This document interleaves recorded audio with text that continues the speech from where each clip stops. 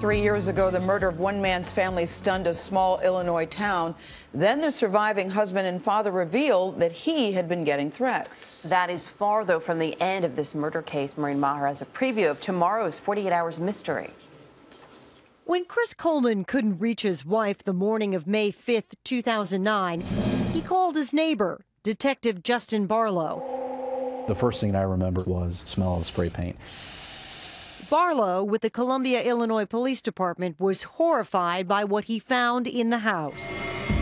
Just like staring the evilest thing, you know, Satan, right in the face. Manson-style messages scrawled all over the walls in blood-red paint. This crime scene, it wasn't bloody, but that didn't mean it was less gruesome. Upstairs, they found 31-year-old Sherry and the Colemans' two young sons, 11-year-old Garrett and 9-year-old Gavin, all dead in their beds. Chris claimed the murders were connected to his work as head of security for world-renowned televangelist Joyce Meyer. Jesus died to set us free. Reporter Nick Pister. We knew early on that the family had been receiving threats. The threats started as emails, then were hand-delivered to the Colemans' home mailbox. And then the unimaginable came true. A monster. I mean, monster comes to mind. Those were 3 precious lives that were senselessly taken. Police Chief Joe Edwards.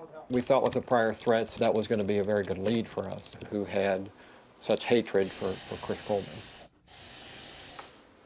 And Maureen Maher is joining us now from Chicago. Hey, Maureen, good to see you. Good morning. Working for a televangelist doesn't seem like a job that lends itself to getting threats. I was surprised that that's what he did.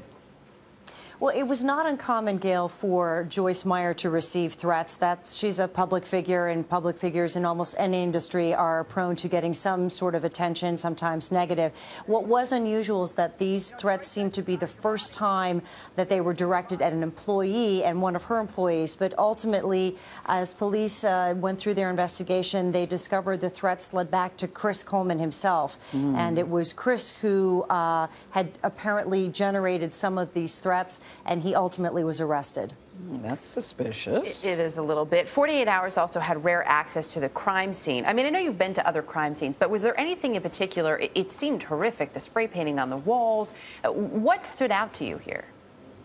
You know, it sounds macabre, Erica, but what I try to do as a reporter is always look at the crime scene photos and to spend time at the crime scene, because I think it's important to remember this isn't just television. This is somebody's life, and lives were lost. And this particular crime was really devastating. As you heard the detective say, it wasn't bloody, but it was haunting. And for me, it was very haunting to be inside this house, to see where these children had lived, where this family had been, to see the words scrawled on the walls. It was devastating is really the word I can describe, because this was just a nice, I know it's cliche, but a nice all-American family. And to have this devastating crime happen, it really ripped the community apart. And it was haunting to stand in this house. Yeah, and it's so interesting when you talk. I keep looking at the little boys, gorgeous eyes, a gorgeous mother, and I can only imagine what it must have done to that community. Columbia, Illinois, considered a nice, safe suburb.